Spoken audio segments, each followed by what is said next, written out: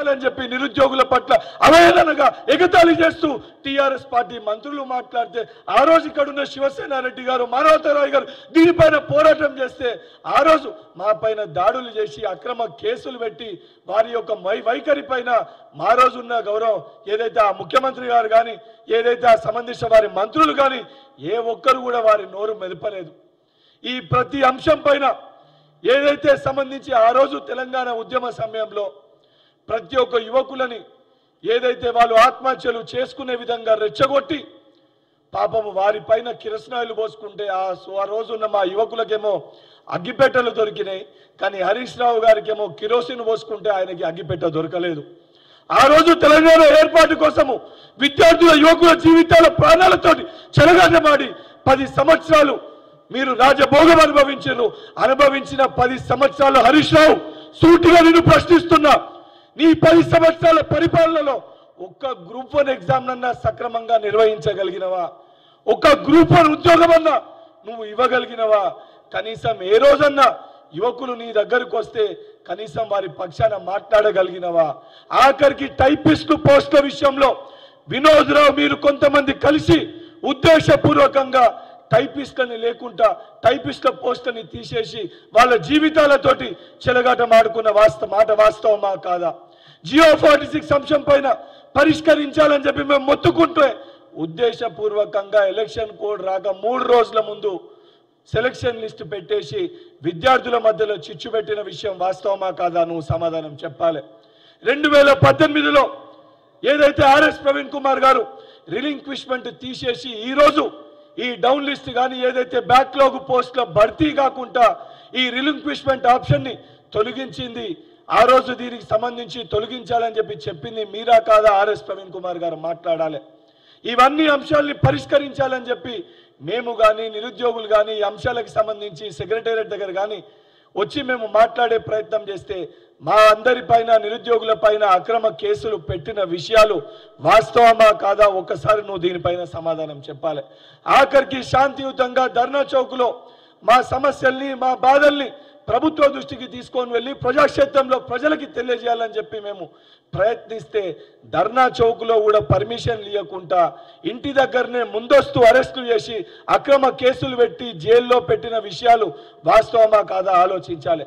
ఇవన్నిటినీ మర్చిపోయి ఈరోజు ఏదైతే నువ్వు వచ్చి ఏదైతే మా సోదరుడు పాపం అమాయకుడు వాస్తవానికి ఈ సమస్యలన్నీ కూడా ప్రభుత్వం దృష్టికి తీసుకొని రావాలని చెప్పి నిరుద్యోగుల పక్షాన తను పోరాటం చేస్తుంటే అసొంటి మోతీలాల్ నాయక్కి ప్రభుత్వంలో ఈ ప్రజా పరిపాలనలో మా పైన బాధ్యత ఉంది.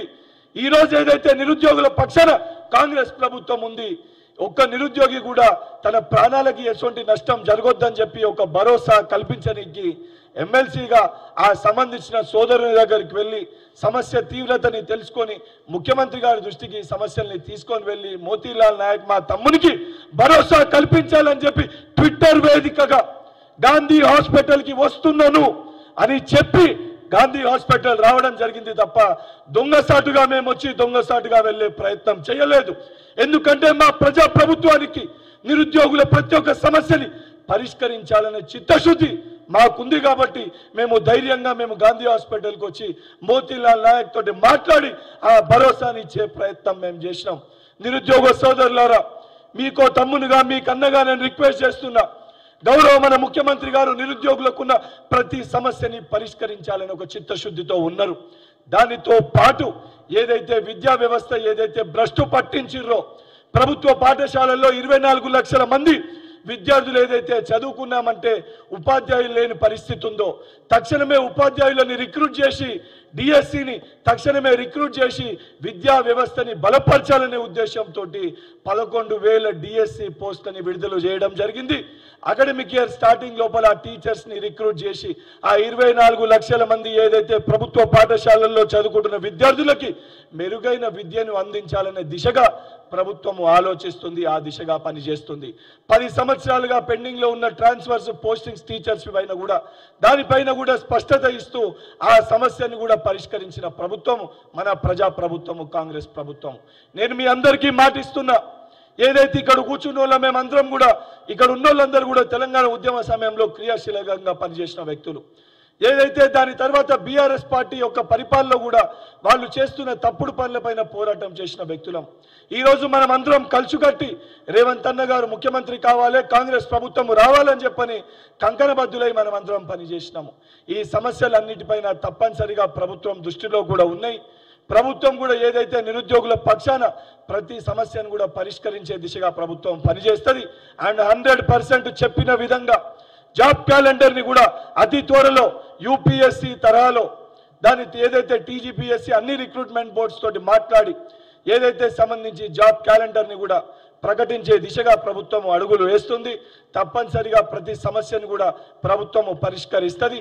నిజంగా బీఆర్ఎస్ పార్టీ వాళ్ళకి కానీ బీజేపీ పార్టీ వాళ్ళకి చిత్తశుద్ధి ఉంటే ముందు హరీష్ రావు కేటీఆర్ దగ్గరికి వెళ్ళి ఏదైతే మా సోదరి ప్రవళిక ఆత్మహత్య చేసుకుంటే ఏ రకంగా మాట్లాడిన మాటలకి బయటికి వచ్చి మా నిరుద్యోగుల సోదరులకి మా ఏదైతే సంబంధించి మా యువకులకి బహిరంగ క్షమాపణ చెప్పి దాని తర్వాత నువ్వు మాట్లాడాలని చెప్పి హరీష్ రావుని హెచ్చరిస్తూ ఈరోజు మా సోదరుడు మోతీలాల్ నాయక్కి ఏదన్నా జరిగితే దానికి పూర్తి బాధ్యత హరీష్ రావు వెనుక ఉన్న కల్వకుంట్ల చంద్రశేఖర్ రావు, తన్నీరు హరీష్ రావు, కల్వకుంట్ల తారక రామారావు, ఈ కల్వకుంట్ల తన్నీరు కుటుంబమే పూర్తి స్థాయి బాధ్యతగా వ్యవహరించాలి.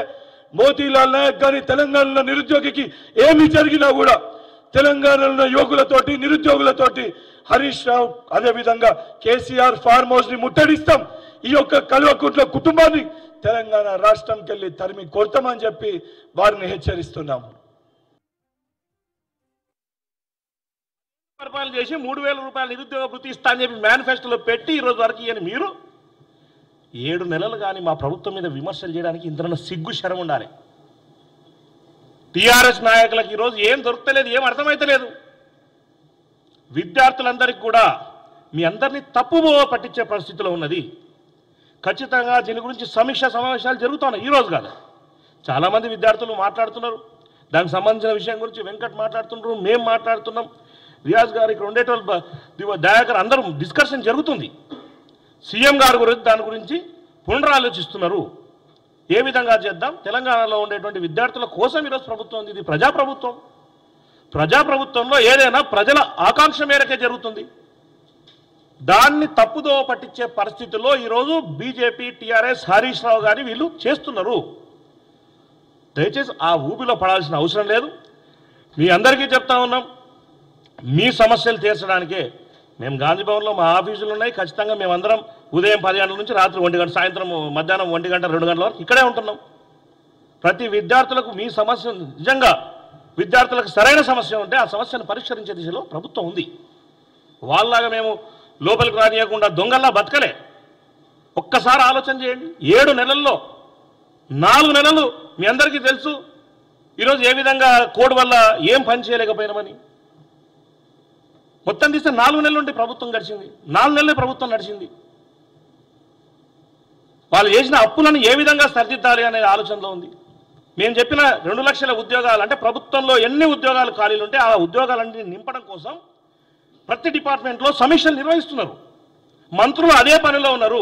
ఈరోజు సాయంత్రం కూడా సీఎం గారితో సమీక్షా సమావేశం ఉన్నది. ఈ 3-4 రోజులు ఖచ్చితంగా 3-4 రోజుల్లో మీరు చెప్తున్న విధంగా అతి త్వరలో ఉద్యోగ క్యాలెండర్ను కూడా విడుదల చేయబోతున్నాం. ఈ మీరు అనుకుంటున్న కొన్ని సమస్యలకు కూడా వీటన్నింటికి కూడా ఈ 3-4 రోజుల్లో పరిష్కారం